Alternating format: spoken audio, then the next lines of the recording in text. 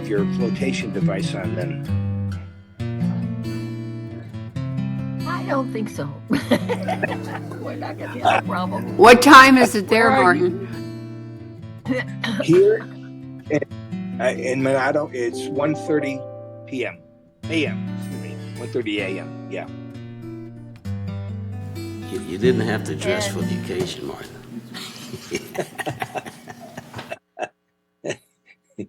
It's better than what I did have on, put it that way.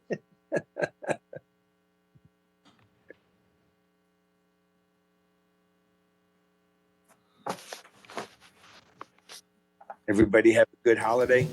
Yeah. Good morning, Bunny. Where are you and what time is it? It's 11:30 and I'm at sea and we're heading for Cabo San Lucas. Ooh, okay. We were in Colombia yesterday. And It is. Costa Rica. Oh. We were in Costa Rica yesterday. Did you do the canal? Oh yes, that was so exciting. All right, we're gonna start the meeting. We're gonna start the meeting. Good morning, Happy New Year, and welcome to the first regular meeting for 2024 of the Board of Directors of the Golden Rain Foundation. It is a California not-profit mutual benefit corporation. The meeting is now called to order at 9:32, and we will have Director Millman lead us in the Pledge of Allegiance. Please stand. Ready? Begin. I pledge allegiance to the flag of the United States of America and to the republic for which it stands, one nation under God, indivisible, with liberty and justice for all. Be seated.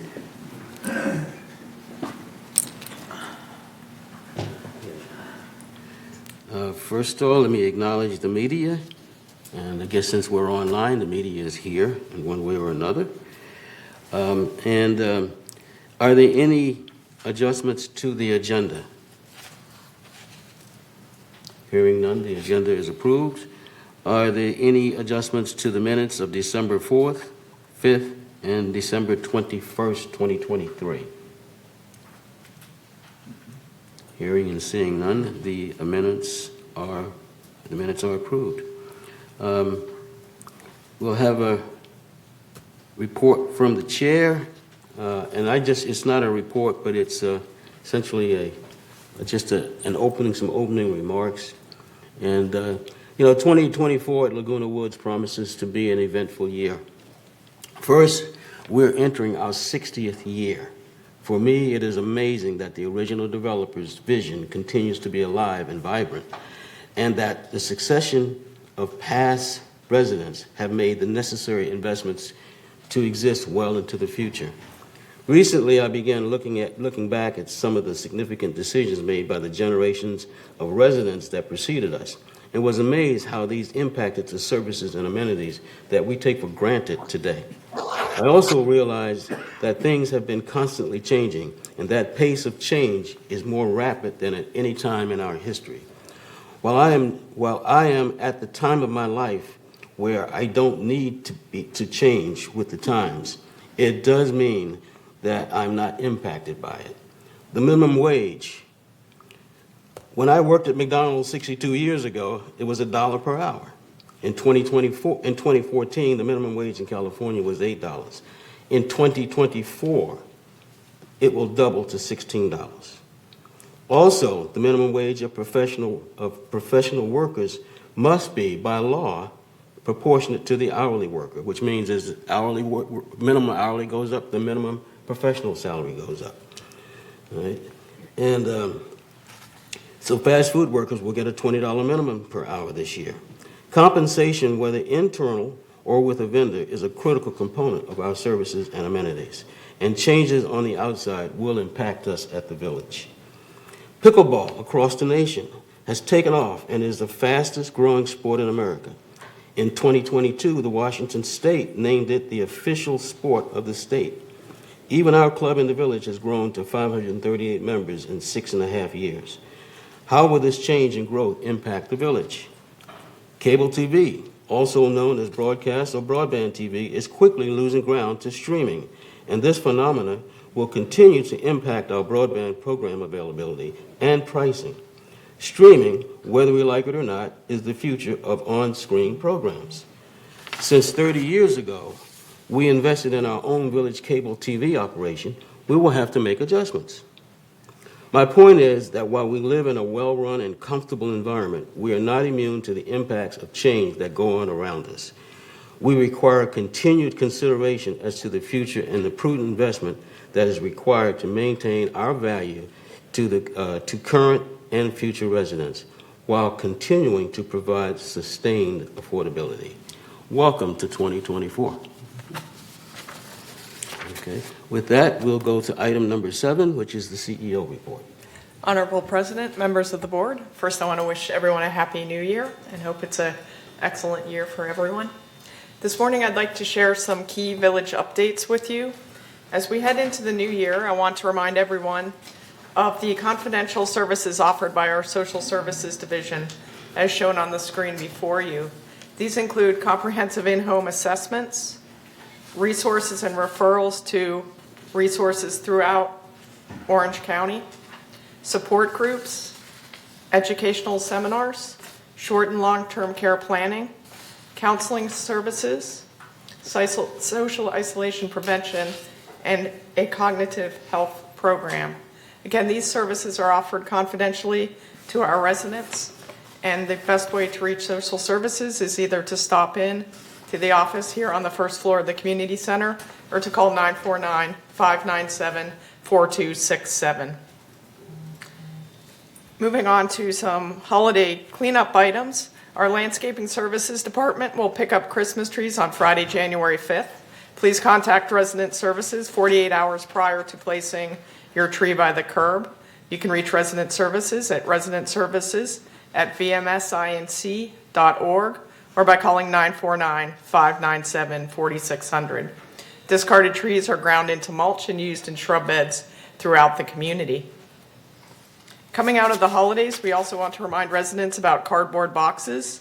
In the United States, approximately 80% of all products are sold and packaged in cardboard. While they are recyclable, paper and cardboard make up the largest component of our municipal solid waste stream.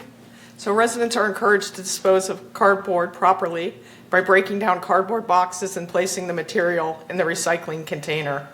This is an opportunity to be environmentally friendly and to give your neighbors equal opportunity to use the recycling bins. Bulky item pickup is also available.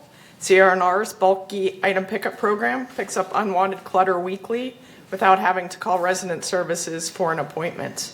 Please place your items by your shared trash enclosure or on the curb where you put your personal trash and recycling carts. The items should be placed out between 7 p.m. the night before and 8 a.m. on pickup day. Car parts, construction, demolition, hazardous waste, and items that are not safely loaded into a vehicle by 2 people will not be accepted. Residents may also schedule a free door-to-door collection of household hazardous waste as needed. This includes home-generated sharps, household hazardous waste, and medicine waste. Services are provided by WM Curbside, Incorporated, under contract with the City of Laguna Woods. To make arrangements, please call WM Curbside at 800-449-7587. Free document shredding services are also available at Laguna Woods City Hall. To schedule an appointment, visit the City of Laguna Woods website and click on the blue Arrange Document Shredding button. You can also call City Hall at 949-639-0500. Proof of Laguna Woods residency is required, and there's a limit of no more than the equivalent of 3 13-gallon kitchen trash bags of documents per appointment. The Landscaping Services Department continues to offer weekly pickup of your gardening clippings. Please place the clippings close to the curb in a single pile. All requests must be made through resident services. Again, you can contact resident services at residentservices@vmsinc.org or 949-4600 by Thursday at noon for prompt pickup the following day. Requests after the deadline will be honored as soon as possible the following week. We also want to remind residents to sign up now for Southern California Edison outage alerts. Since planned and unplanned power outages happen at any time, Edison recommends village residents register to receive their alerts and updates. This can be done at sce.com/outage-center/outage-alerts. Other resources available at the SCE Outage Center includes the ability to view an outage map and to learn how to prepare for a power outage, including outage supplies and home preparation checklists. Residents are also encouraged to enroll in the village's Code Red system. VMS continually monitors information sources and communicates potential danger to our residents via Code Red emergency notification system. Code Red transmits brief, urgent messages to village residents as quickly as possible via phone, text, or email. To enroll in Code Red, please visit the village website and click on the black and red Code Red icon in the left-hand corner and fill out the form. Residents may also enroll in Code Red after logging into the resident portal or by requesting a hard copy form at the community center front desk. Lastly, Manor Alterations here in the community center reopens today with enhancements to better serve our residents' needs, including a new drop-down menu at the resident services check-in kiosk, visiting Windows 7 in resident services for over-the-counter needs, and visiting the spacious and ergonomic Manor Alterations office intake counter, which now features an accessible service station and tabletop for plan layout. And as a reminder, business hours are Monday through Friday from 8 a.m. to 5 p.m. And that concludes my update this morning. Thank you very much. Thank you, Siobhan. Appreciate that. Are there any comments on the report, the CEO report? I just have one, and we had a blackout Friday before Christmas, and I went online, and sure enough, there it was, the blackout, and I was notified a short time after that, so on the website. So it does work. So I encourage everybody to sign up for that. Okay, next is the open forum. All right, and there are 3 minutes per speaker. At this time, members only may address the board of directors regarding items not on the agenda and within the jurisdiction of this board of directors. The board reserves the right to limit the total amount of time allotted to the open forum to 30 minutes. A member may speak only once during the forum. Speakers may not give their time to other people. There should be no audio or video recording by the attendees, and there should be everybody should remain civil without any sort of rude comments. Members can attend the meeting by joining the Zoom link, which has been published, or calling 669-900-6833, or by emailing meeting@vmsinc.org. Okay. Are there any open forum? Yes, we have Chris Collins. Okay.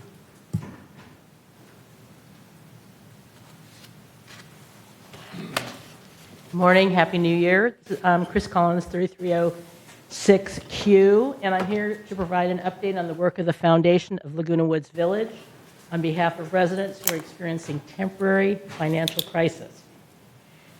Managing your digital assets. Have you selected an estate lawyer and thought about the details of your trust, but is that all you need to do? Actually, estate planning is a continuum, an ongoing process that begins while you are alive. While we hesitate to think about it, as we age, we also need to put a plan in place for the possibility of incapacity, and we need to think about more than our financial assets. Who will manage such things as our social media accounts like Facebook, airplane miles, personal records, many photos? In other words, the many things stored digitally on your computer or on the internet if you are physically or mentally unable. According to Debbie Dotson, the village's very own tech talk guru, planning for digital assets upon incapacitation is of paramount importance in today's digital world. As our lives become increasingly intertwined with technology, we must recognize the significance of safeguarding our digital presence and ensuring that our digital assets are properly managed in the event of incapacity, just like we would any other assets, and we need to make that plan. The latest episode of the Foundation of Laguna Woods series, Planning for the Inevitable, provides practical guidance for how to manage and protect your digital assets in the event of incapacity. Such planning will relieve potential stress and burden on ourselves and on our families. This episode aired on Village Television all during December, but if you want to view this broadcast on your own schedule, it's also available on the Foundation website, which is foundationoflagunawoodsvillage.org, under a special tab that says Planning for the Inevitable. This website section includes the YouTube links for this broadcast and our earlier ones on advanced directives, and estate planning. It also has an additional information on managing digital assets. If you have any questions about this topic or the upcoming broadcast, please contact the Foundation at 949-268-2246 or the Foundation at comline.com. For more information about the Foundation, please go to our website at thefoundationoflagunawoodsvillage.org. Please note that donations can also be made using PayPal or a credit card on the Foundation website. Thank you. I apologize. I did not know we had to put our name on the list here. You have to check in. Yes. What's your unit? 3132 A. So we have you at the last seat. So you did forward your email to the recreation.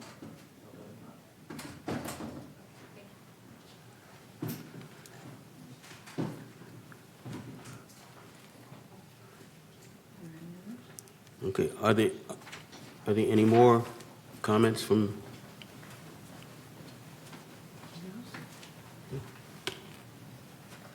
Okay, all right. Okay, I guess there are no more comments from members? Okay, right, okay, we'll move on. Are there any responses? Okay. My comment is in the spirit of the director training we just finished about what our obligations are and aren't. And I wanted to show, I'm going to show a little example. So Connie, if you would put up my email picture. I'm sorry, is this in direct? So we're going to do that during director comments. That's your portion, director I comments. think, yeah. Oh, you mean at the end of Yes, this? yeah. Yeah, I think this is probably Oh, more, okay. yeah, this All is right. response to the members, yeah, okay, thank you. Okay, are there any responses from the members that are traveling? Okay, good. All right, we'll move on to the consent calendar. Okay. And we'll go on, are there any items on the consent calendar?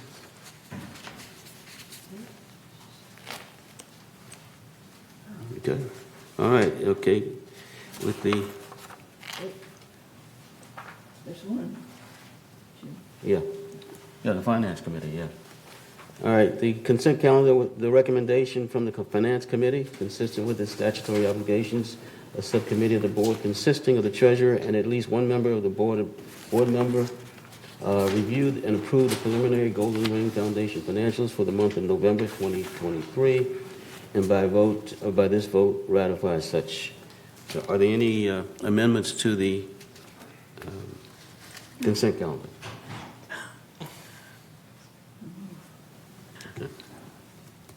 Okay.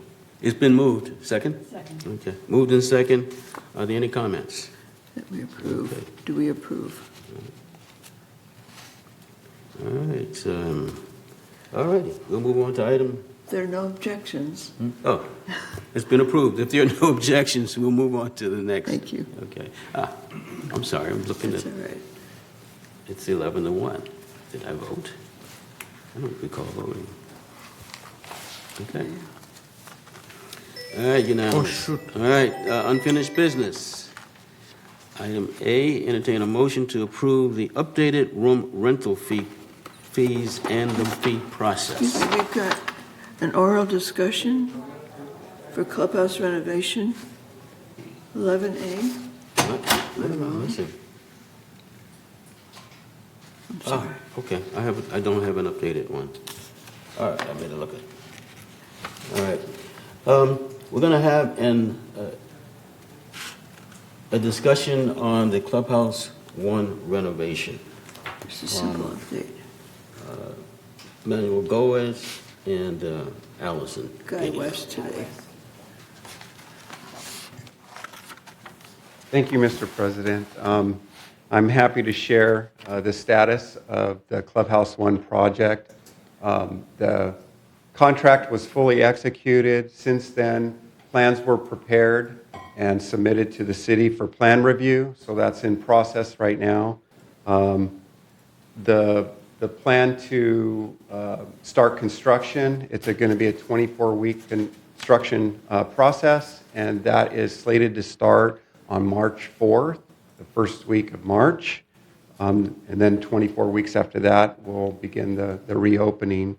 Currently, as far as the facility closure goes, recreation staff is coordinating that effort. And in addition, the bus route is also being coordinated by General Services. There's some locations that have been identified, and they're working through the logistics on that. And right now, that's where we are on the project, and I'm just happy to give you that update. And I'm also happy to take questions, and I believe Allison is here if you have some recreation questions as well. Any questions from the board? Yeah. Comments? Yvonne? What areas are you looking at to make a new hub for our bus system?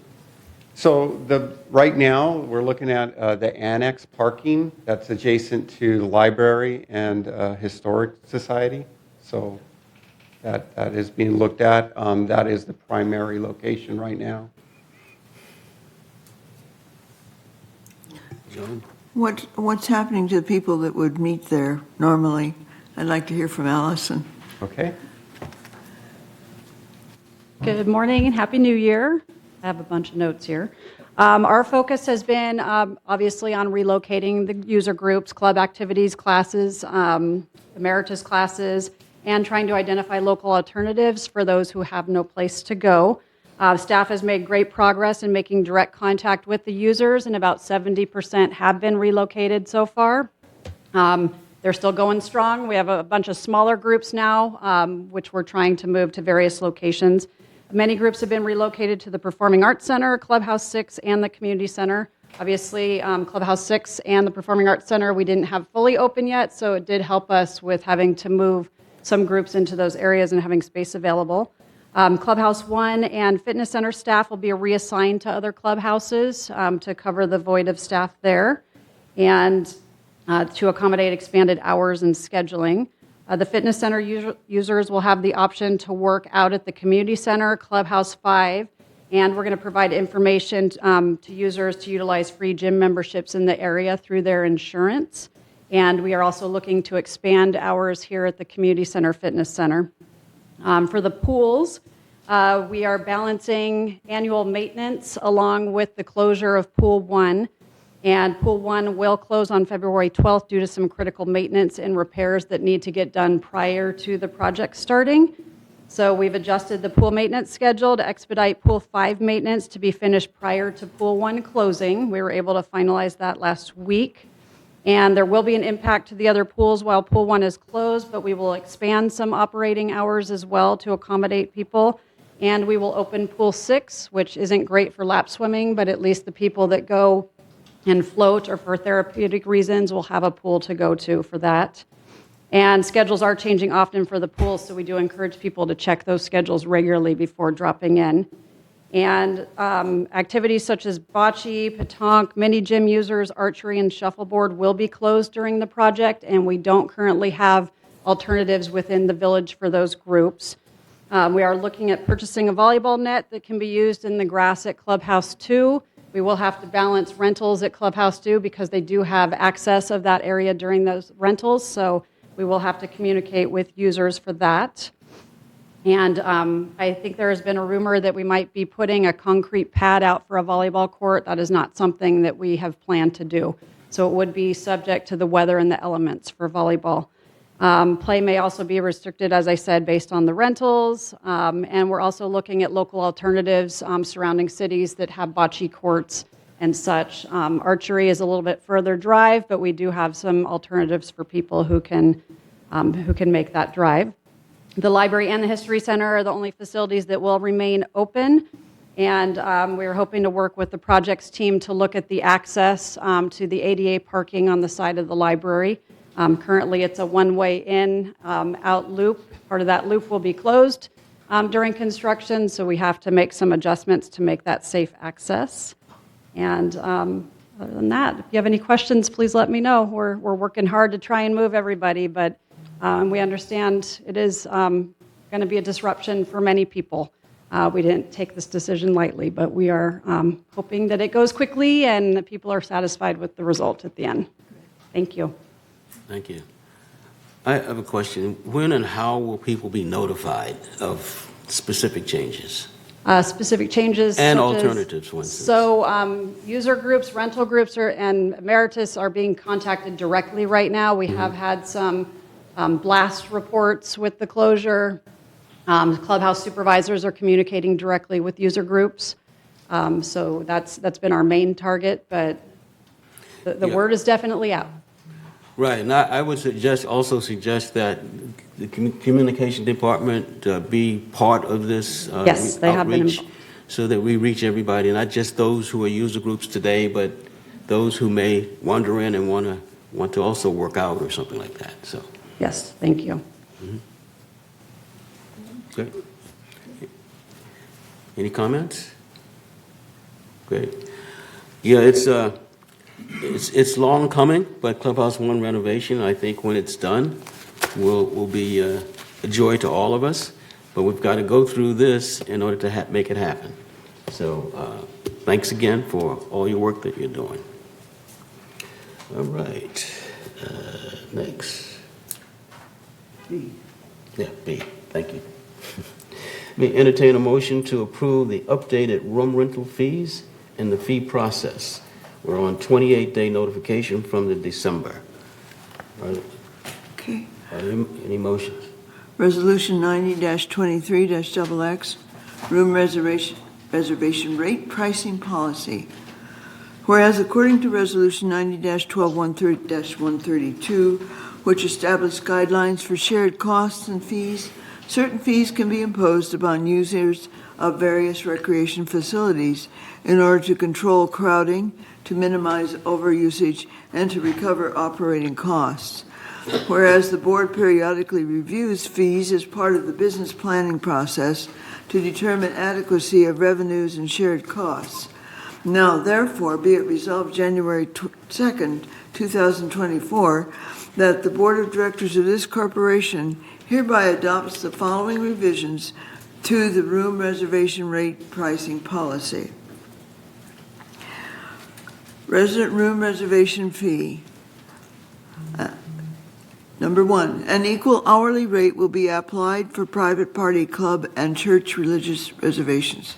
2, a resident room reservation fee shall be charged for the amount of time required for the use of a reservable room, beginning with a 2-hour minimum and increasing in hourly increments thereafter, with large balloons and main lounges requiring a 4-hour, large ballrooms and main lounges requiring a 4-hour minimum.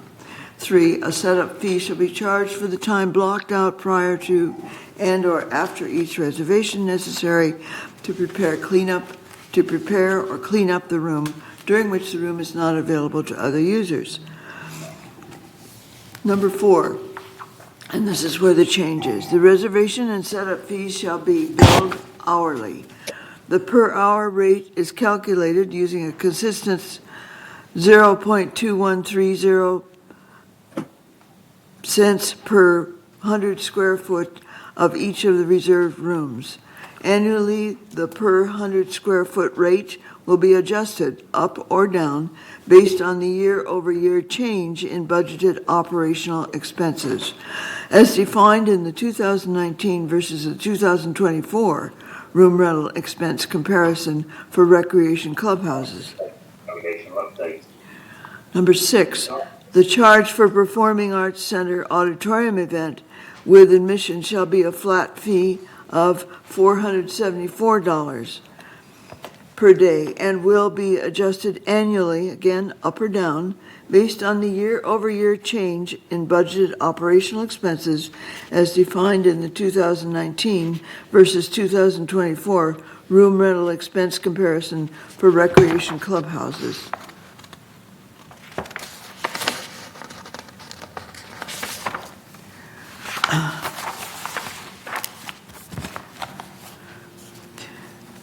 I'm not going to read all the changes. There's a massive chart here which is available online showing every single change for every single room that's rentable.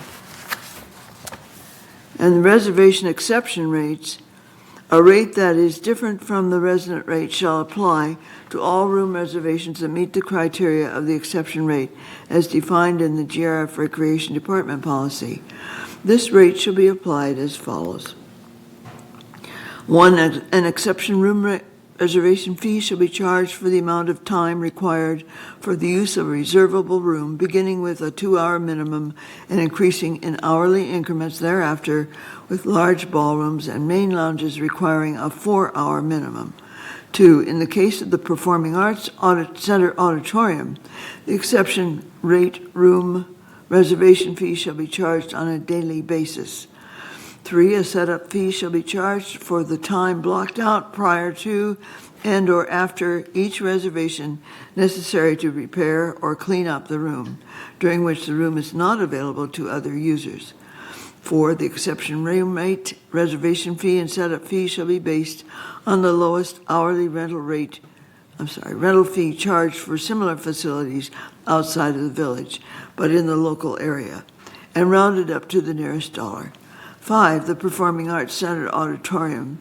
The exception rate shall be based on the lowest daily per seat rental fee charged for similar facilities outside of the village, but in the local area, and rounded up to the nearest dollar. 6, the exception rate room reservation fees will be adjusted periodically on the basis of changes in the external rental fees and the percentage discount, then reflected on the fee schedule.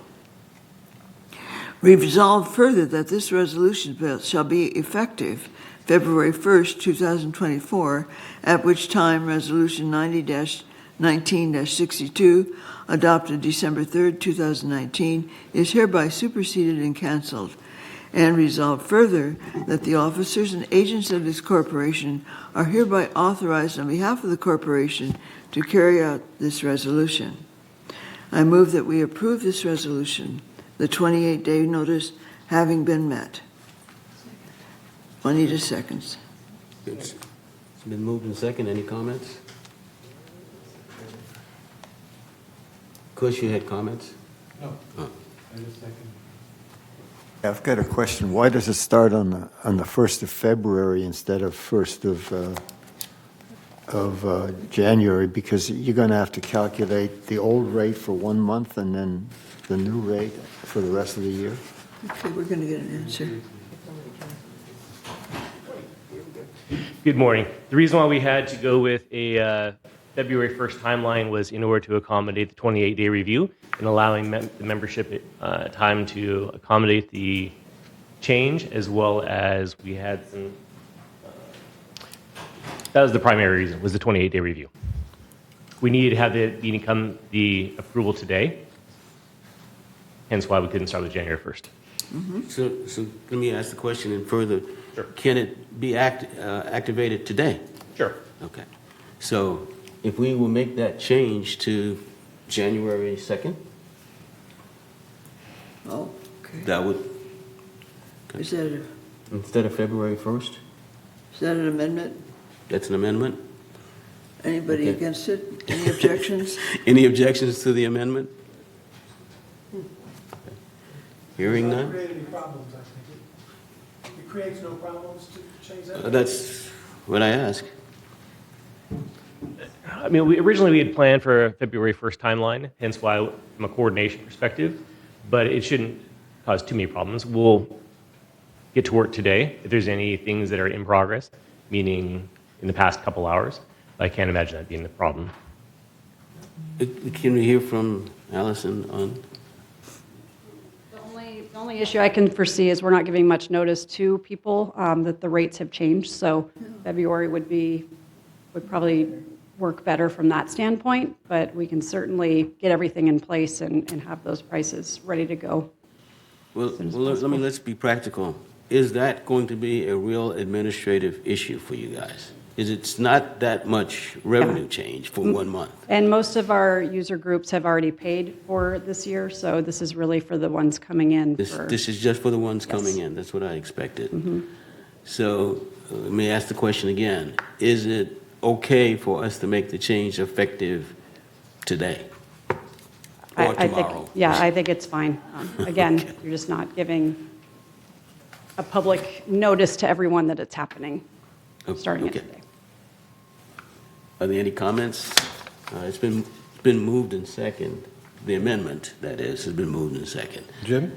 Any objections? Don't you think we need to let the residents comment on it? Or give them a chance to comment on it? They've had 28 days to comment. Sorry? They've had 28 days to comment on it. Okay. Yeah.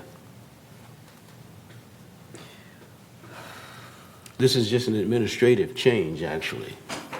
But the actual implementation is going to happen. It's been 28 days to comment. That raises a question, because I don't know. They had 28 days, and the 28 days included a February 1 implementation date. I would think we probably should stay with what was in the 28-day notice. If there was no date, but just these changes in the 28-day notice, and I don't see a problem. Oh, sorry. Makes sense. Yeah. Go ahead. I would agree with Bill that, it's not going to make that much difference. And I think people are already aware that it's February 1st. We're not going to make more money in a month. Okay, well, I will withdraw my amendment. All right. Thank you. Okay. Thank you. I look at the rates, and some of the rates are in percentage pretty high. And why, 10-15% increase I can understand, but why so much? Well, if those items have been explained now for a couple of months, and so I don't think we need to go back over that at this point, but there are good reasons. There's been several adjustments to the whole fee schedule, which necessitated some fees going up higher than others because we actually changed the approach to developing fees, which now makes it a lot more consistent for the next years, as opposed to what it was in the past. So it was not just a change in rates, but a change in the process of how rates were developed, and that's what caused the change. But again, that's been on 28-day notice. We've had many meetings, 6 months worth of meetings on it. I don't want to get into the details at this point. Are you saying that in the past we were not consistent with the increase in cost, and now we are trying to recover all of a sudden? Yeah, we've made some adjustments into how it's being done. Yeah, but that will be a very big effect on some clubs who are going to rent. The club, everyone has been apprised of it, and the clubs, who are basically the ones who are mostly impacted by it, have already made the adjustments in their dues and whatever other revenue sources they have. So they've actually made the adjustment, which is why they're not here. Yeah? Good question, though. One final question. How is a day measured in the PAC for rental? For renters who are charging a fee? It says For one day, it's 400 and whatever. What is a day? I mean, How many hours? midnight to midnight? That's a day. Generally, the facilities are 8 a.m. to 10 p.m., but it would be for the duration of their event. So it's within one calendar Yeah. day. Yeah, usually at the Performing Arts Center, I would say it's, 9 to 5. yeah, Okay. maybe 11 to 8. It just depends on the event. Thank you. Okay. Are you going to open it? All right, are we ready for the vote? How do you do it? I think You we just do push it. it. We do it, we just, Yeah. okay. Just push. Push. Oh, God. Let your fingers stay on a little longer. And if it, Director Rosa, can I have your vote, It please? doesn't like me. you got it. Look up. Look I up got there. it? Thank you. Look up there.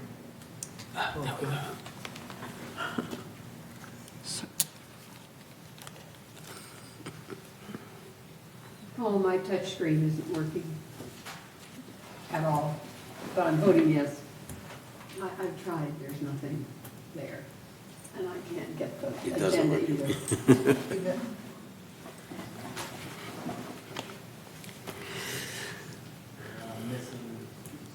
Okay.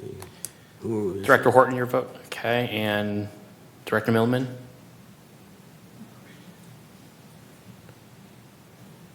Thank you. Okay. Motion passes. All right, motion passes 10-1. All right. All right, next item on new business is a discussion of, I'm sorry, this is still unfinished business. Update on committee appointments. June? Go. Okay, Resolution 90-24-XX, GRF Committee Appointments. I'll read only the changes. Resolved January 2nd, 2024, that the following persons are hereby appointed and ratified to serve on the committees of this corporation. Community Activities Committee has added Reza Karimi as an alternate from 3rd.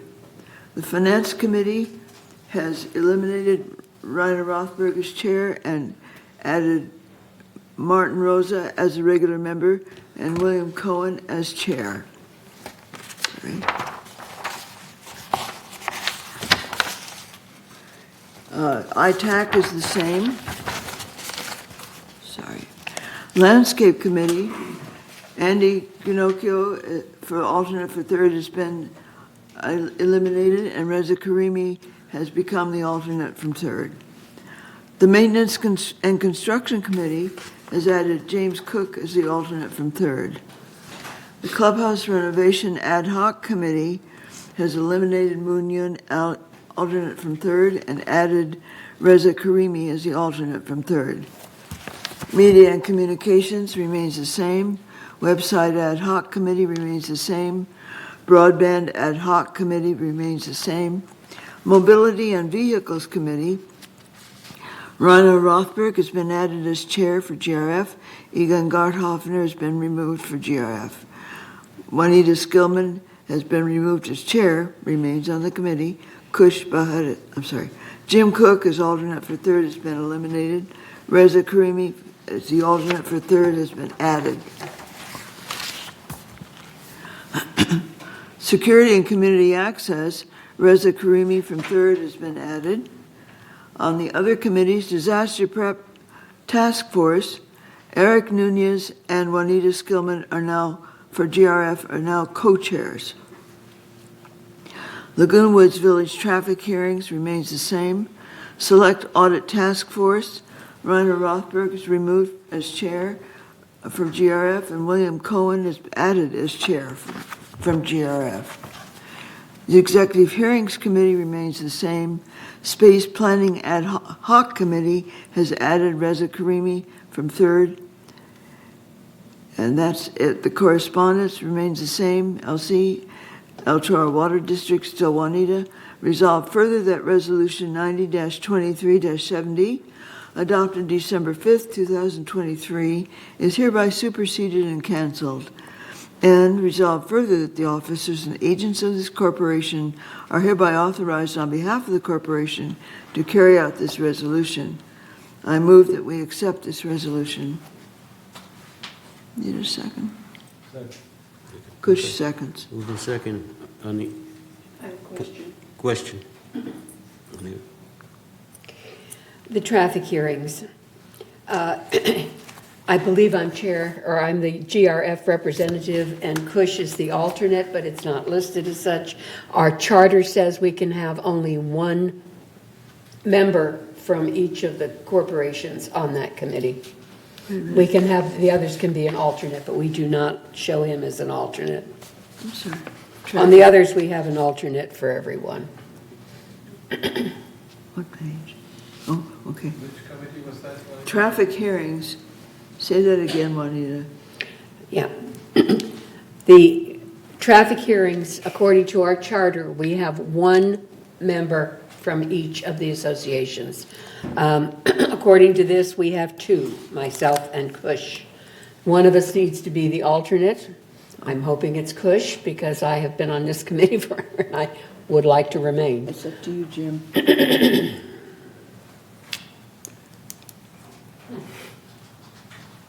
The other corporations have all specified alternate. It's also true for Union 50. Yes. I just said you. Is it listed on any page? Jim? Okay. 4 of 6. It lists 2 for Mutual 50, so Glenn should be the alternate?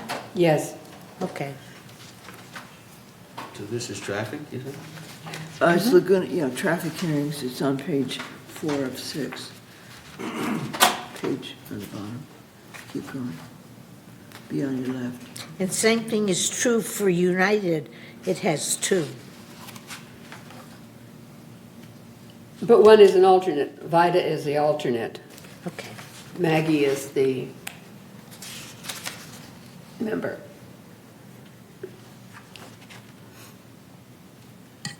So what we need to do is to make Kush the alternate Yes.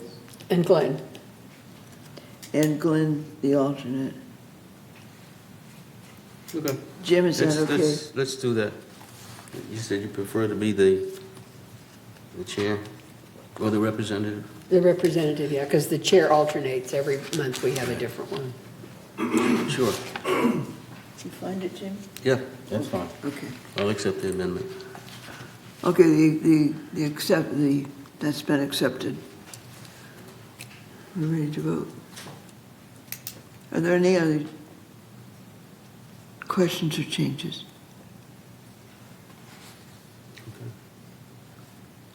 Okay. Okay, we need to vote. All right.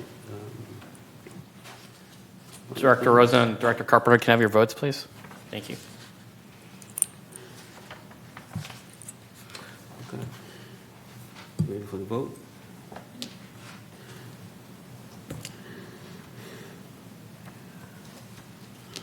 Will we send out a new amendment of this list? Yeah, it'll be changed, Kush. It will be changed. Director Carpenter, can I have your vote, please?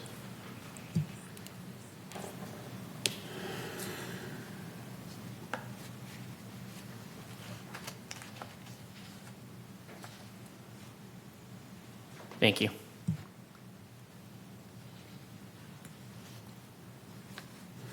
And we're just missing Director Rothberg. Yes? Rhino? You have to vote on your screen.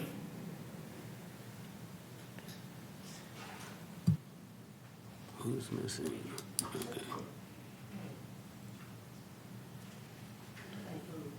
Okay, good. All right, motion passes 11-1 for committee assignments. No, 11-0. I'm off my game. Okay, next is the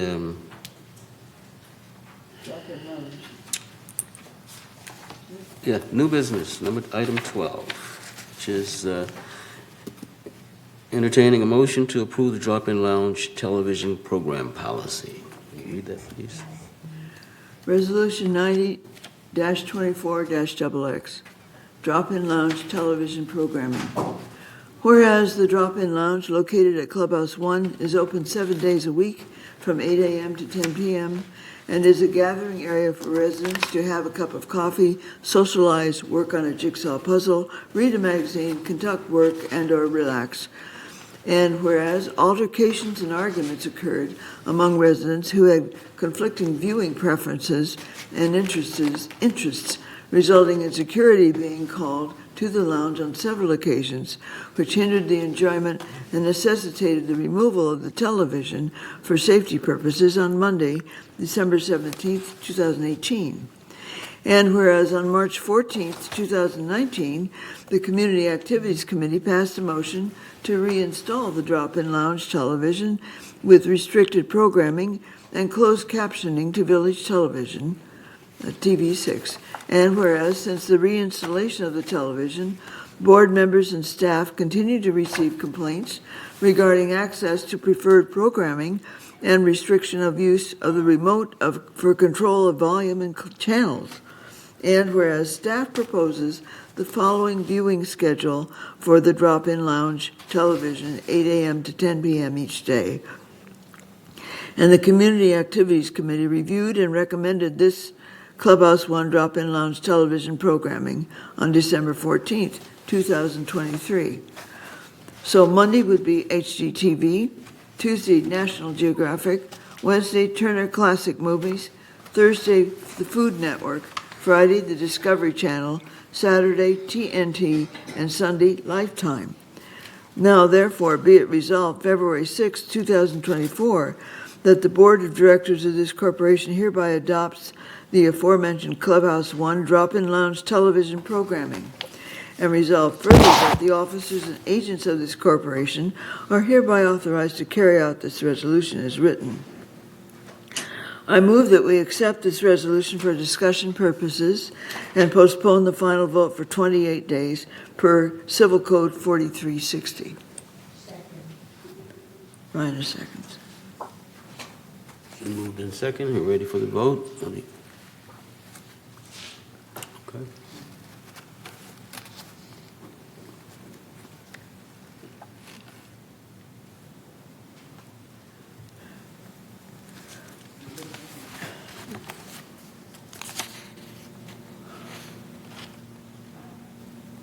Okay. All right, motion passes 10-1.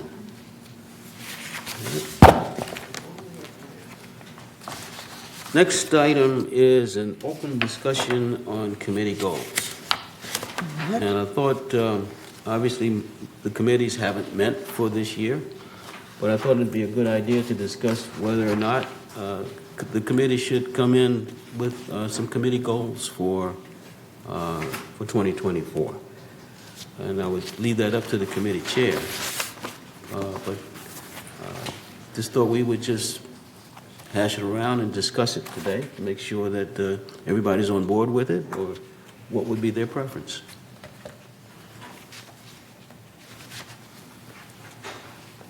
I'll start. Sure. If I may start with communications? Sure. Media and communications.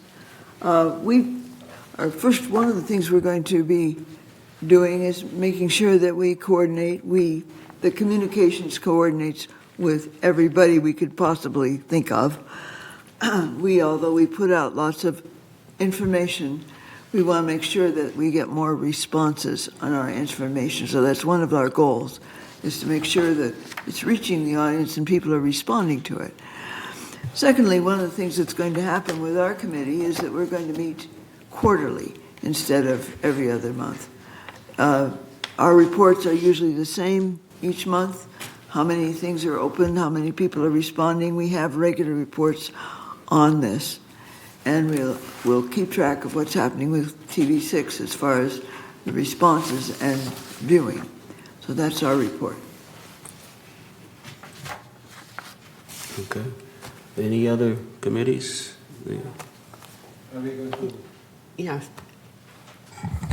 All I can say is that our goal is to make it as painless as possible, the close down of Clubhouse 1. That's it. So you're going to come in Obviously, they're coming in with a strategy to do that, so. Yes. Redo. Kush? I'm going to read a little couple sentences that were handed over by the landscape department since I'm going to chair the since I'm going to chair the landscape department committee. I have a few lines that were provided to me because we haven't had a meeting as yet. So Aliso Creek has been cleaned up and we made sure the channel had the space required with the rains coming. The staff has removed all the seed pods on the monkey puzzle trees. These pods can weigh up to 3 pounds. If I may interrupt you for a second, I think you're reading a report as opposed to establishing goals for 2024. I think you're reading a report of items that have happened. Correct. As opposed to what your goals would be, So I don't have those goals as yet. We haven't met yet. Yeah. Martin? Yes, hello. Can you hear me? Yeah. Very badly. Great. Just a goal that we have for the broadband ad hoc committee. I wanted to interject that, of course, there's a lot of activity going on right now with respect to us finding a preference of what we want to do with the broadband system that we have, whether we are going to partner or if we're going to build or leave it alone. And the main thing is that, and it's got to be, I can't reiterate this, is that we don't have.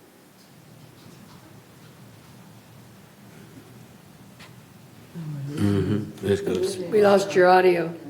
We lost the audio. I think most of the activities for broadband at the moment. Martin, is it? Can you hear me now? Yeah, we got you back. But is it true that a lot of the activities that are pre-planning activities for broadband are not yet we're not fully all aware of at the moment? Right. We are on a fact-finding mission to determine how the direction that we go, how it will affect the community with respect to costs in providing internet streaming only, whether we own it or we partner it. We do not have a preference yet. And, we're actively seeking what it's going to take to do that. And our goal is to get that all nailed down and make that recommendation to the board as to the direction that we need to go. Okay.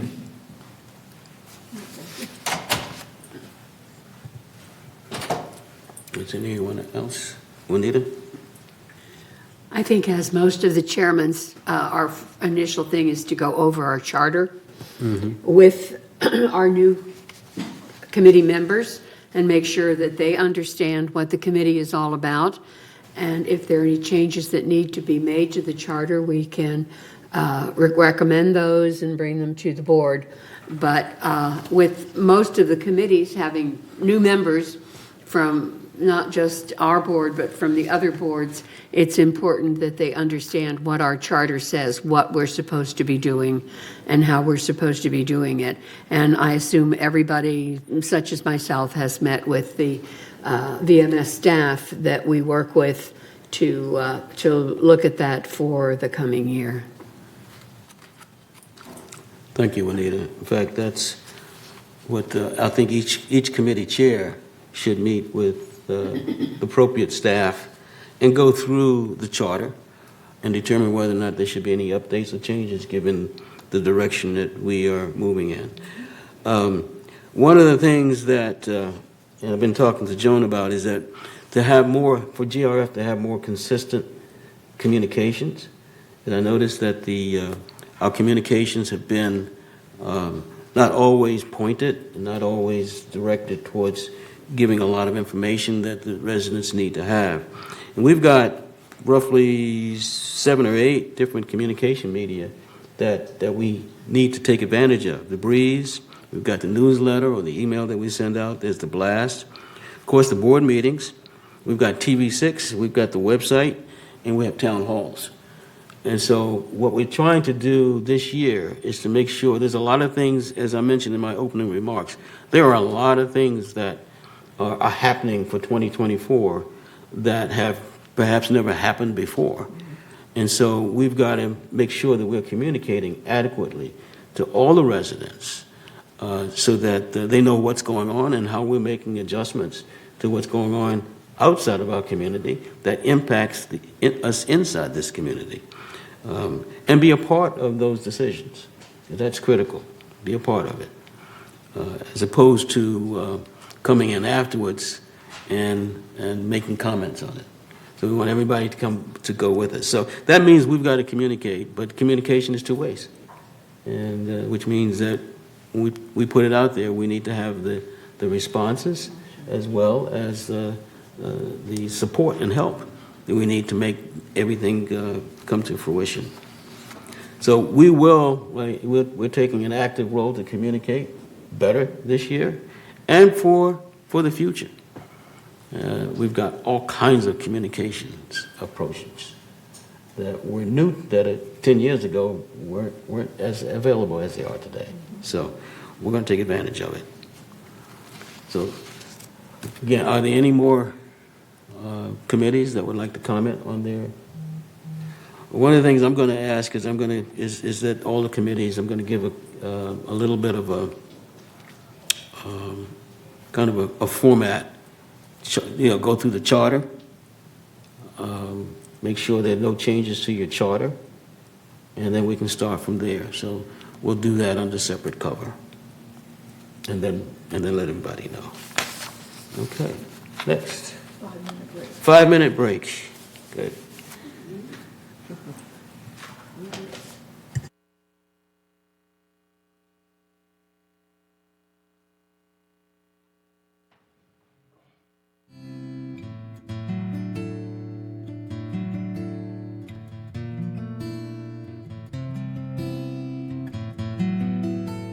Hey, Paul? Yes. I think I'm going to have to dial in instead of zoom in order to see the rest or to take in the rest of the meeting. Is that for open and close or just for open? For open and closed. I'm having some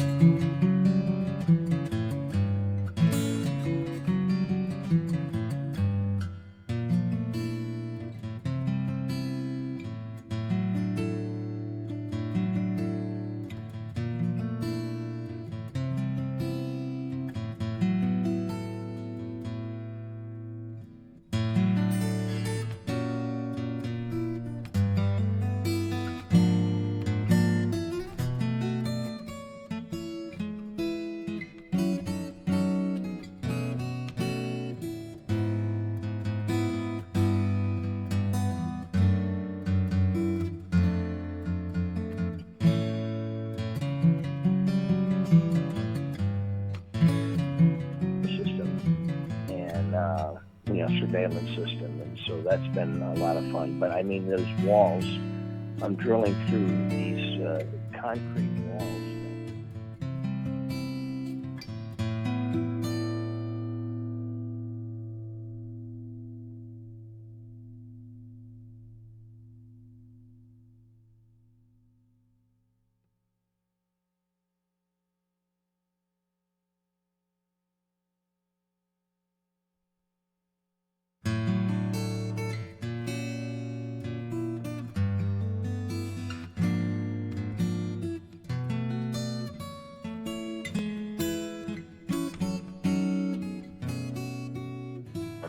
The crew's coming along good.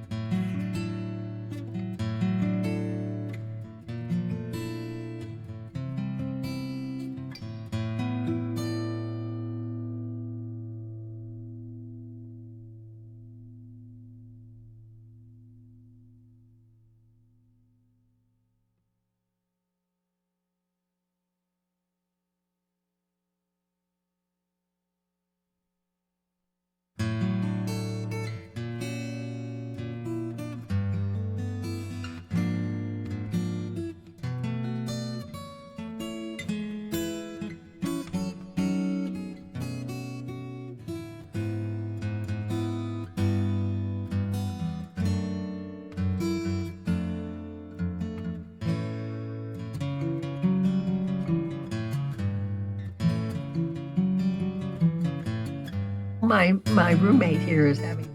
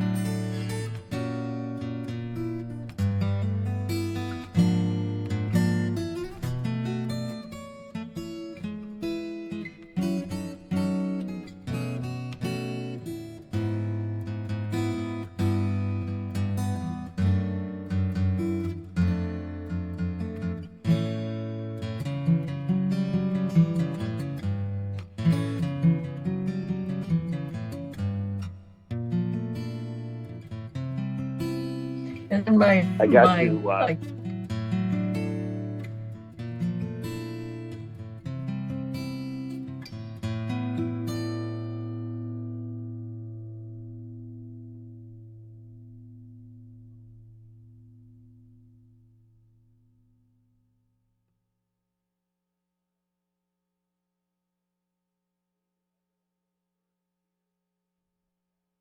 and it's really, and then I got to,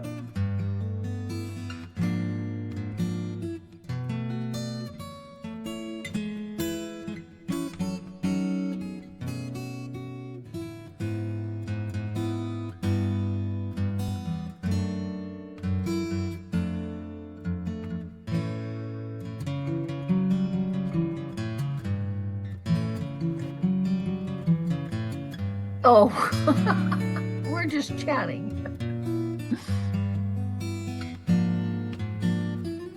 just waiting for the meeting to start. Okay, all right. Okay, all right, we're back, and I guess we'll move on to committee reports. Let's see, we'll start off with the Finance Committee and the Treasurer's Report. So Director Cohen?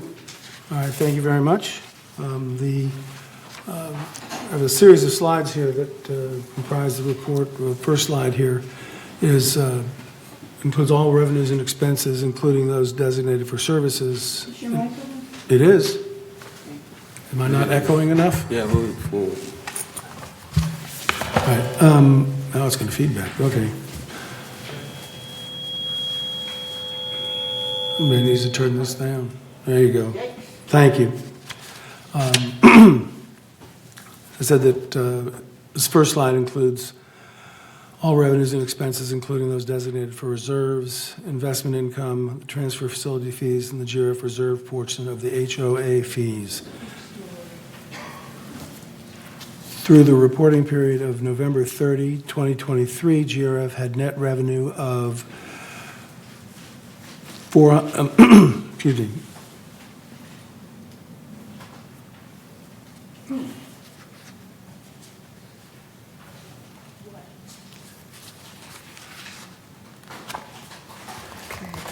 Is that 4,267,000? This is just written in a way I'm not tracking. Okay. 4,267,000 with total revenue of 46,292,000 and total expenses of 42,025,000. GRF was better than budget by 2,166,000 with total expenses coming in lower than budget by 2,166,000, primarily due to open positions throughout the organization. I believe those are payroll, correct? Correct. All right, slide 2. This chart displays the operating fund, which excludes the non-operating revenues, expenses, and depreciation. This report shows a favorable variance of $1,696,000 through the reporting period, with expenses better than budget by $1,947,000, offset by non-assessment revenue being worse than budget by $251,000. Slide 3, please. This slide reflects the current market value of the GRF Reserve's discretionary investment portfolio compared to the original market value at the time of inception. The current market value of the GRF portfolio is $19,185,000 as of November 30, 2023, compared to the value at inception of $19,031,000. Year to date, the market value increased by $976,000, or 5.4%, and increased by $154,000, or 0.8%, since inception in 2019. In November, the market value increased by $89,000 compared to the prior month. Mr. Chairman, there was something that you had wanted to raise on these issues. Where does that fit in?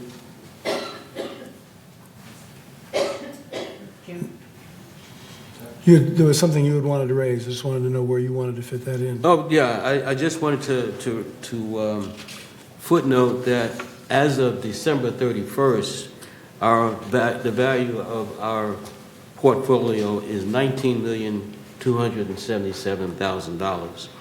And that's a year-to-date or full-year increase of $1,068,000, or 5.9% this year.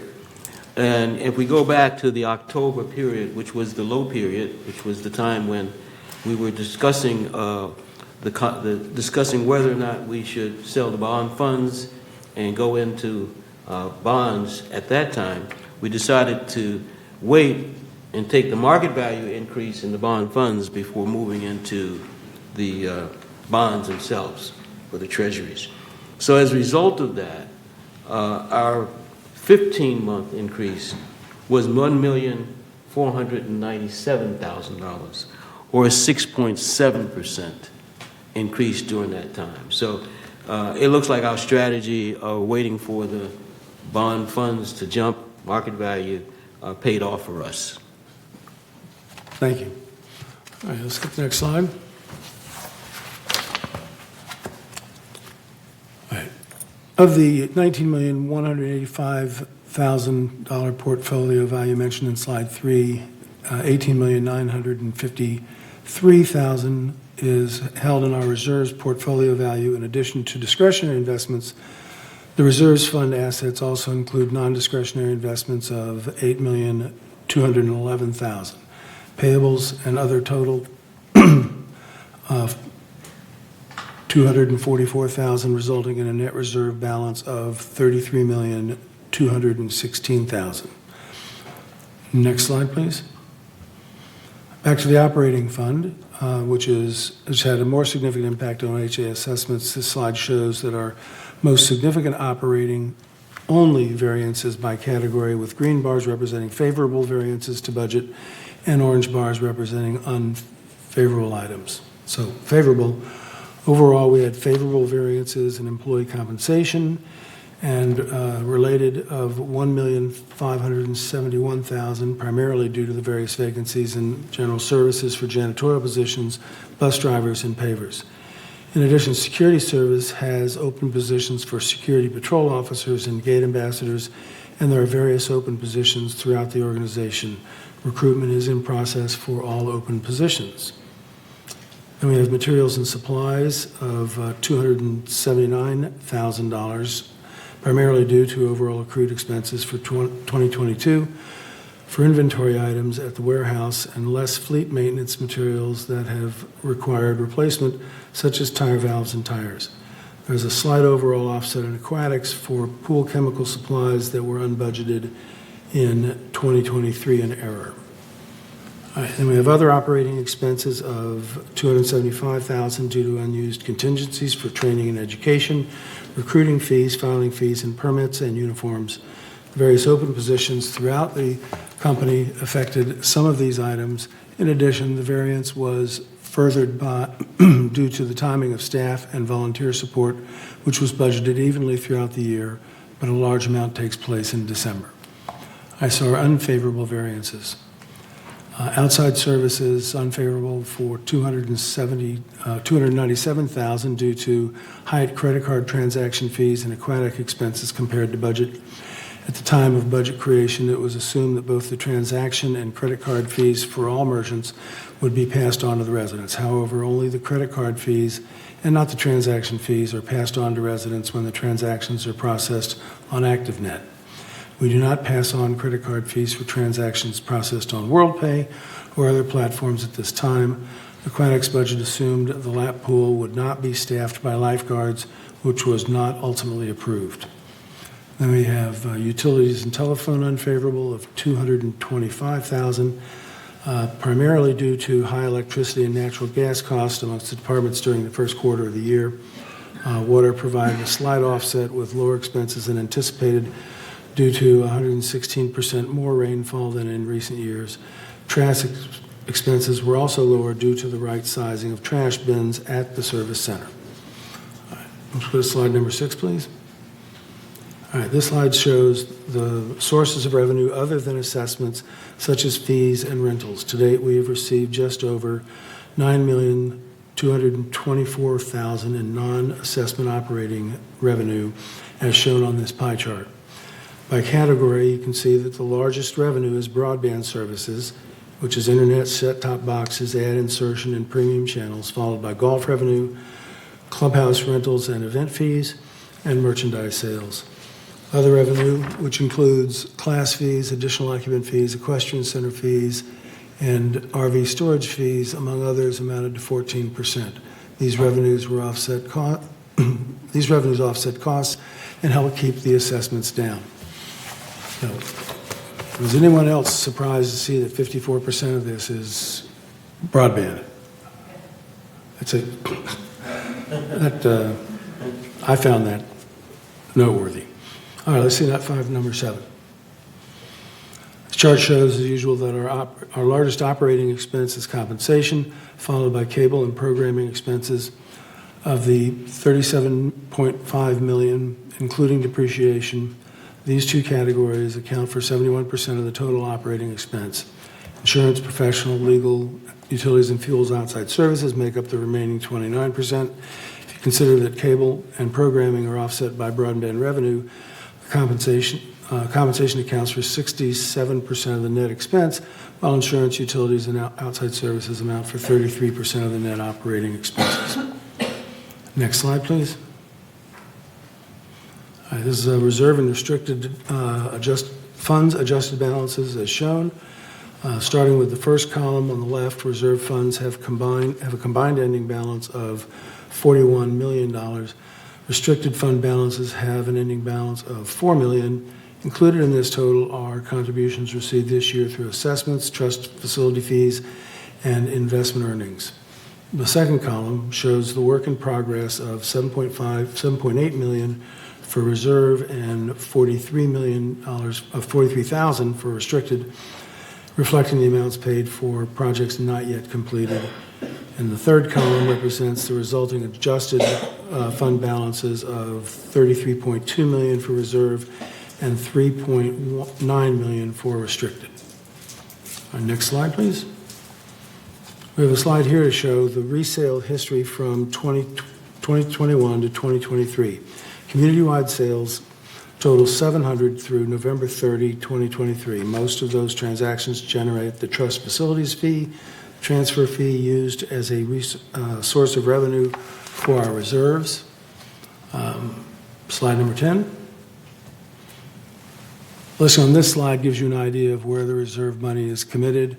Of the $19.7 million appropriated by the board for various projects and equipment purchases, the remaining encumbrances against our reserve funds is $10.2 million, primarily purchase or replacement of equipment through the facilities. Restricted funds had a total appropriations of $98,000 and no remaining encumbrances. Next slide, please. We compare our adjusted fund balances to historical balances for the past 5 years in this chart, showing that GRF has averaged $27 million in reserve funds and $2.3 million in contingency funds. All right. So this chart is the operating funds for total non-assessment. And I'm not entirely, let me go back there for a second. Not entirely sure why this one is different from the other one.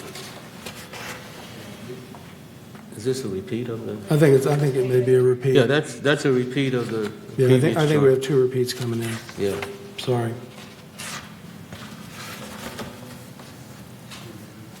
Yeah, that's, Yeah, that's already been, yeah, I think we're at the end of the. I think that's it. Yeah, I think we'll just duplicate some slides here at the end. All right. So that's the end of that. We call that technical difficulties. All right. Okay. And I guess there's Finance Committee. All right, the Finance Committee report is in the package. Okay. This is the notable thing that we did at this. All right. Okay, next report is, I want to say one thing. There was an issue involving a resident that had a dispute over fees. was that closed committee? Was that, was that in closed session? Now that you mention it, it was. Okay. I didn't say any of that.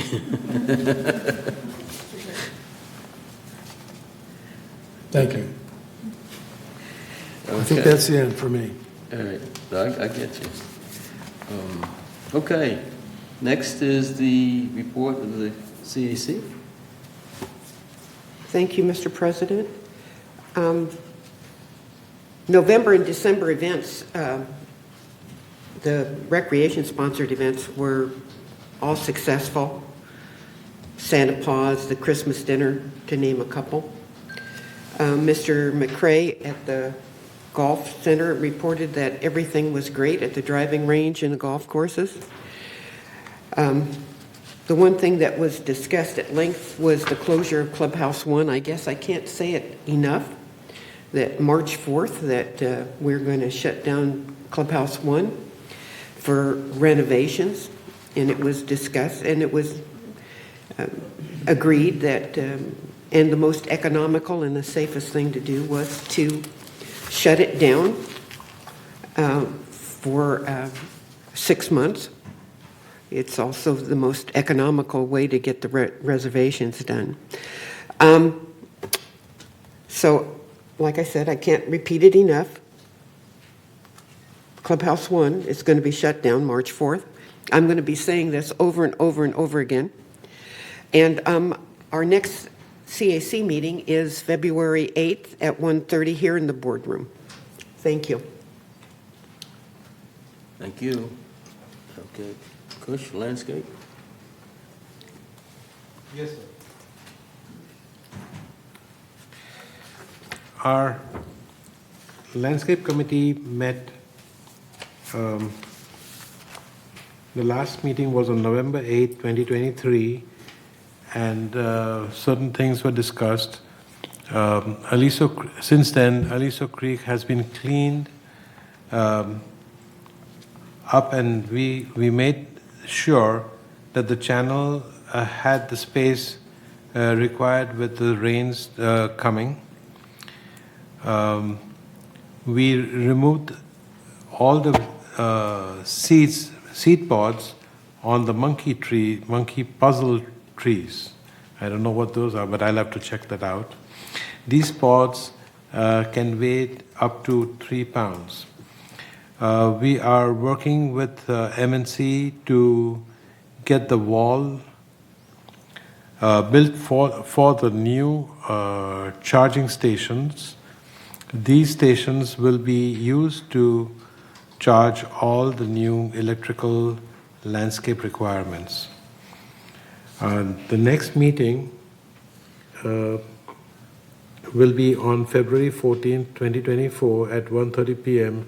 in the boardroom, and also as a virtual meeting. Thank you. Thank you. Maintenance and construction, M&C? Director Horton? Hello, again. You're back. I am. M&C, that was my first meeting, and Guy West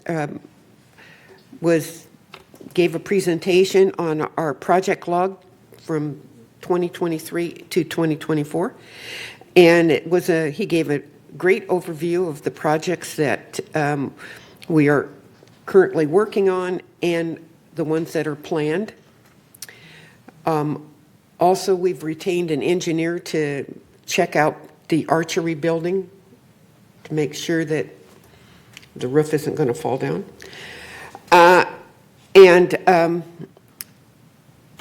Again, we talked about closing Clubhouse 1. And our next meeting for the M&C is going to be February 14th, 9:30 here in the boardroom.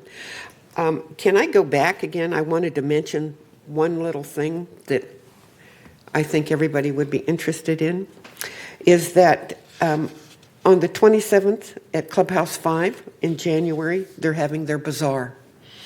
And everybody loves the bazaars. So that's all I have. Thank you very much. Thank you. Director Horton, if you don't mind, I did receive a comment from one of the former advisors, and he was upset that he didn't know that he was no longer an advisor. Carl Randazzo has put a lot of time and effort over the years, and not only being a board member as well, but an advisor to MNC. And so while I apologize for you, I said it was an oversight, but one of the things that we allow the committee chair to do is to pick their advisors. And at that point, you had chosen a different advisor, and you only allowed a couple. So Carl was not one of those, but that was not a slight on Carl. That was just what your preference was, given the opportunity for another person to become an advisor. So I want to publicly apologize for the way that was handled. Not for you, but for us, the board. So we do appreciate all the contributions that Carl has made throughout the years. And so it was not meant to demean him or his contribution. Yvonne, when is the bazaar? Say it again. Pardon? The bazaar Oh, the 27th. of what month? January. That's why January 27th. Thank you. And as for Carl, it was an oversight, and I do apologize myself. I thought that he had been notified. Thank you. Okay, next is Clubhouse renovation, Clubhouse renovation ad hoc committee. I guess that's you. Yeah, so the meeting, the next meeting is tomorrow morning at 9:30 here in the boardroom. As it's been mentioned over and over again now, March 4th is when we shut down Clubhouse 4, and that is contingent on getting the permits from the city. Then a 24-week shutdown would take us to August the 5th, and MNC is going to request then one additional week to resurface the parking lot and the parking areas and then restripe them, because they'll probably be significant, not damage, but wear while the construction is going on. So that would take it to August the 12th. Okay. Thank you. And next is the space planning ad hoc committee. Of course, that's me at the moment. And we did meet for the first time as an open committee. And at that time, we discussed actually to define the problem. So we had lots of definitions of the problem, but I think we came to a couple of conclusions as to what the problems are. The next meeting, we are going to deal with the statistics associated with the possible closing. That is, what the numbers would look like for recreation, what the trends are, and hear from the impacted staff departments as to the impact of what the decisions that we may make, or the recommendations, I guess, from that committee may come out. So it should be a good meeting. I'm also going to lay out a schedule tomorrow of when I think we need to come to conclusions, and it's going to involve what we expect to accomplish at each one of the meetings. And so we reach a decision point at some point in time. We've been dealing with this particular issue for almost 2 years. Actually, it goes back 5 years, because it's Building E. So we've been dealing with Building E for 5 years. At any rate, so we need to come to some conclusions, and that's what we're going to lay out. So the next meeting is tomorrow, in fact, at 1:30. So looking forward to seeing everybody here. Okay. Next is the Media and Communications Committee. Thank you, Mr. Chair. Media and Communications met September 18th, 2023, and our next meeting will be Monday, January 15th, 2024, here, 1:30 in the board meeting. We have decided, and it will be announced at that time, that we're going to be meeting quarterly. So our meeting on January 15th is the first one, the next one will be April 15th, the next will be July 15th, and the fourth one will be October 21st. At the meeting on the 15th, we'll be discussing or reviewing the charter and firming up our goals for 2024. The website ad hoc committee met on May 22nd, 2023, and our UI is in the process of gathering final information before beginning to make massive changes to our website.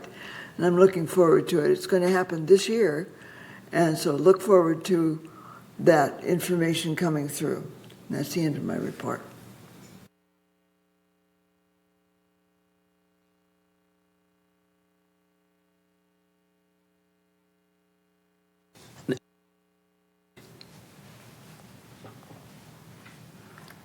Martin?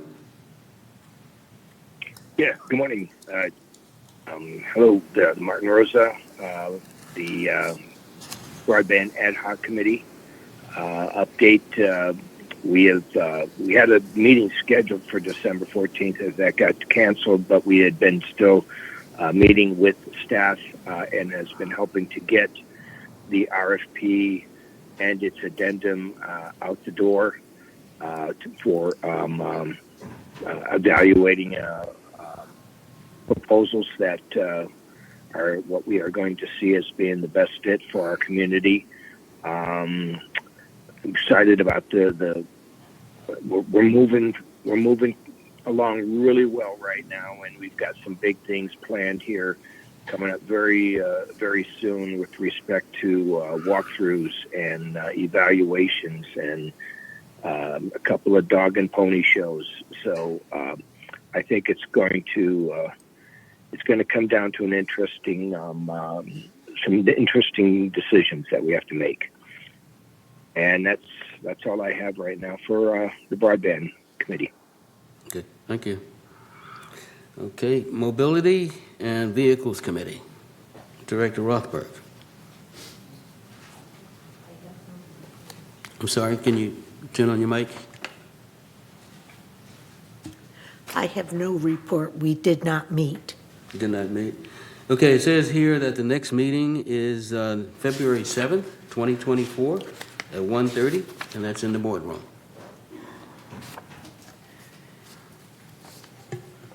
Okay, next is Security and Community Access Committee, Director Skillman. Thank you, Mr. President. The Security and Community Access Committee met on October 25th, and there were a number of things that are looked at, particularly having to do with safety and crosswalks and a number of things like that we are looking at as we go into 2024. We will be reviewing our charter because there's been some confusion as to just exactly what that committee is responsible for. And so that's one of the main things that we'll be looking at. Plus there are at least 2 or 3 other documents that have to do with security and community access that are quite outdated and need to be brought up to date. So that's what our initial focus will be on. Our next meeting is February 28th, and it will be at 1:30 here in the boardroom. I guess I can go right into the traffic hearings. Mm-hmm. The traffic hearings in December were canceled. We didn't have enough, and we had a number of people that were out of town, et cetera. So our next traffic hearings will be January 17th next week, and then we'll get back on our regular monthly schedule. And that's my report. Okay. Director Millman, the Executive Member Hearings Committee. The committee met on December 7th, 2023, and our next meeting will be this coming Thursday, January 4th, 2024 at 9 a.m. in the Willow Room. Just so everyone kind of understands what that is, I mean, executive member hearings is... disciplinary. Compliance. So could you just explain? Do my best. There was a meeting. Yeah, there was a meeting. It's a disciplinary committee, and it's confidential. So we have various cases that come before us each month. Okay, thank you. And next is the Disaster Preparedness Task Force, Director Skillman. Thank you. The Disaster Preparedness Task Force met November 28th. Our next meeting is January 30th. We meet the end of each month, every other month, at 9:30 here in the boardroom. And we have a lot of catch-up that we're trying to do with the Disaster Preparedness Task Force to bring it up to current standards and date. And it's an important committee. There's a lot of volunteerism that goes on that committee, and because there's not a lot of action, because, thank goodness, we have not had a lot of disaster to prepare for. We just want to make sure we're prepared. And when we have particularly good neighbor building captains or cul-de-sac captains, and they have nothing to do for months on end, they drop off. And so our challenge is giving them information and things that they can work on in between, because we don't want a disaster, but we want to make sure that we are prepared for it. So that's our challenge. And we will meet again in January 30th. Okay, thank you. Okay, the next is the Information Technology Advisory Committee, and we did not meet on December 29th. That meeting was postponed, and we will meet on January, I believe it's the 5th, this Friday coming at 1:30. It is a closed meeting. However, we do review and report openly what's going on. It really is to get updates on where we stand with our ERP, or Enterprise Resource Planning System, aka computer system, and we're a little bit delayed in terms of the go live date, the initial go live date. We initially were going to be February 1 go live. It looks like it's going to get pushed out a month or two, maybe even 3, and that's primarily because some of our processes that we are redesigning are 40 and 50 years old and require a lot of understanding before they get actually reprogrammed. And so we did expect, to some degree, some delays, and so it's kind of built into the system. As a result of changing some of these items early, it may help us in the future to move some items up. So we're not saying that the entire process will be delayed. However, the go live date for the first segment looks like it's going to be delayed. Next meeting again is on the 5th of January, and the meeting after that is on the 26th of January. Okay, let's move on down to director comments. Any director comments? We'll go around. Good meeting, Jim. Reiner? Okay, have you got that email? Yeah, I wanted to make a comment about expenditures, and it's in what I say, the spirit of the directors' training meeting we just had, where we have certain responsibilities. So for example, we're going to replace some tables of the clubhouse 5, I'm sorry. And the first of the 2 pictures shows you this is a setup that was in progress. I took a picture of it, of those round tables. These things are like new tables, yet I was told that they were scheduled to be replaced. At the same time, in the back of the room, other tables were being set up, which is the next picture. You can see that's the rectangular table. Most of our rectangular tables in the village are either scuffed up like this or damaged. And the reason they are is because of the way they get transported into place, which I've observed on numerous occasions.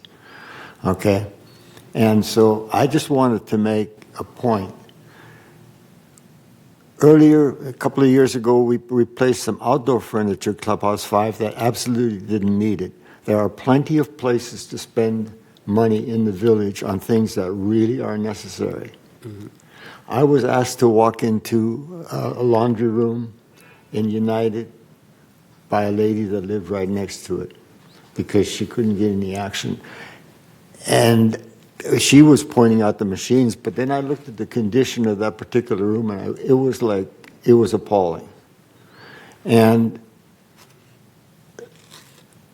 that's the whole point here, is we are supposed to be doing the what, and we need to do more of the what. We should not be spending money on things that don't need to be replaced, okay? And we have lots of discussions in here, and a lot of times we don't know what we're talking about because we haven't gone out and looked. That second table should never have even been set up.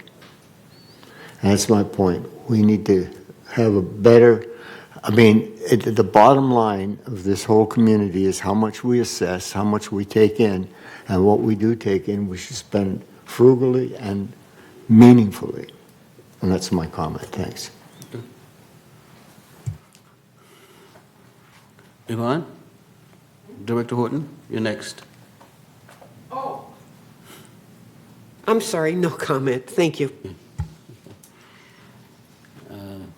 Director Cohen. I have no comment at this time. Director Skillman? No comment, thank you. No, Director. Happy New Year, everybody. A good meeting. Thank you. I have no comments. Okay. Kush? A good meeting. Thank you. And we'll go online to Director Carpenter. I have no comments, but I was really tickled to death that I could access the club meeting, our board meeting. And you'll see me at the rest of the meetings. So, Thank you. thank you, Jim. You've done a good job. Thank you. And Director Rosa. Yeah, good meeting. Good meeting, Jim. And Happy New Year to everyone there. And looking forward to seeing you guys later this month. Okay. And my comments coming after everybody is, first of all, thank all of you.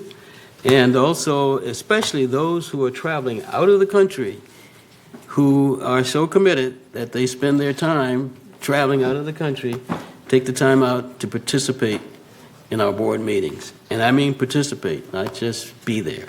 So thanks again for everybody, and especially our traveling board members. Okay, and the meeting is recessed.